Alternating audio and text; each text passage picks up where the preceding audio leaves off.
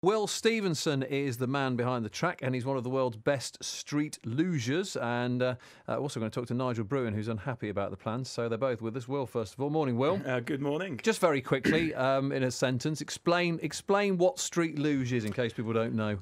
Street luging is, what it essentially is a long skateboard that you lie down on and race down hills. And that's it. That is it. And we're not just going to be having street luge, but it's also other gravity sports, which include sports such as soapboxing, downhill skateboarding, and classic luge, and also inline skating. Okay. Nigel, as we mentioned, Nigel Bruin is on with us as well on the phone. Morning, Nigel. Hi, good morning. What are your concerns with this track? Well, let's start with the visual harm to the landscape. It's an area of great landscape value, which means it's a high-value landscape. And what is proposed is not really a track, it's a roadway. This is 6 months in since the start of the application, and as yet I still don't know the width of the track, so its potential for harm is on the landscape is quite severe. It isn't just the landscape that would be affected. The track is due to start 20 metres below the crest of the Iron Age fort. It will then continue its way through a special wildlife site known for its acid-to-neutral grassland before curling down to the Team, which is about 1.3 kilometres away. So the visual impact is going to be really quite great, and local residents are concerned that national and international racing events, which are planned for this location, will cause quite some considerable disruption to their lives. So Will, there's the thoughts of the villagers. I mean, it doesn't sound like it's terribly sympathetic with its surroundings. I mean, what have you done to address the concerns of the villagers? Well, what it is, it is only going to be 3 metres wide, which is probably about the width of this table that we're sat around at the moment. We need to put in perspective, I'm not building like a big mobile foam mast or an incinerator or a wind farm, and I'm not relocating Guantanamo Bay up there.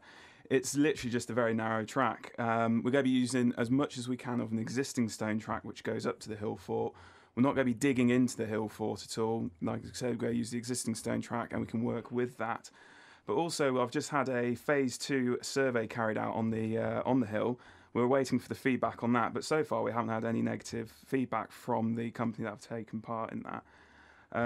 Also with the Iron Age Fort, I've had site meetings with English Heritage and the Worcestershire County Council Archaeological Department to see how we can minimise the impact within the hill fort.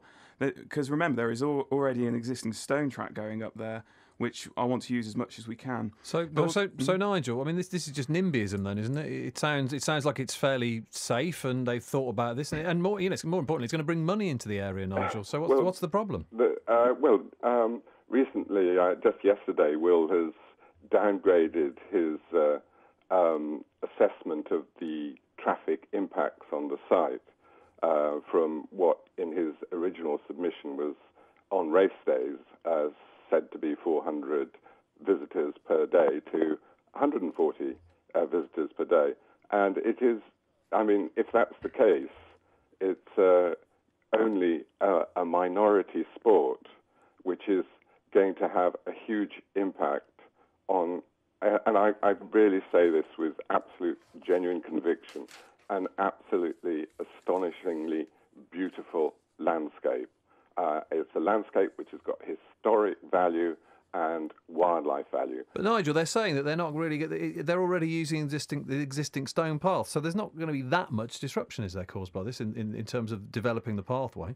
In developing the pathway is part of the special wildlife site, and it is at present nearly completely grassed over. You cannot see any of the bricks or hardcore underneath it. The path at present is about 2 metres wide. So they're adding a metre to it? They would, if Mr. Stevenson is correct, add a metre to it. That I measured the track, and the current track width is where the tractor tyres have gone up is just 2 metres. Okay, just very quickly, Willie, are you going to the meeting tonight?